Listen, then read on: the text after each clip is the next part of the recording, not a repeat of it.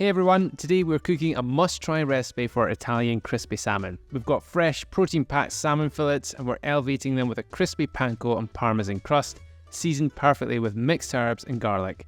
Right, sounds good?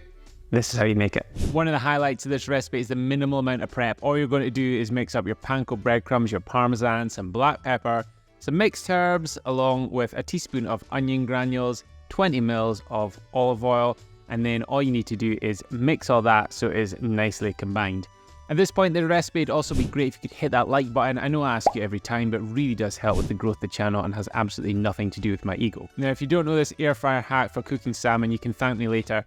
So slice up some lemon and pop it down onto the wire rack, and then you can just lay the salmon on top of this. It stops all the salmon skin getting stuck in the air fryer rack, which is a nightmare to clean. So this way, it doesn't happen.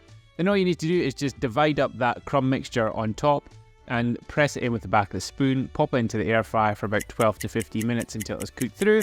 And while that's happening, we're going to make the sauce. We're going to use whole grain mustard and some mayonnaise, a little bit of honey, and then a little tiny bit of lemon juice.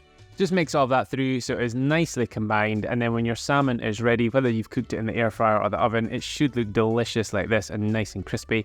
All you need to do is just plate it up, squeeze some lemon over the top, and drizzle some of that sauce over the salmon or whatever side you're having it with. So that is how you cook a crispy Italian salmon done in the air fryer, minimal prep and about 12 to 15 minutes cook time, making it an absolute winner for a midweek meal.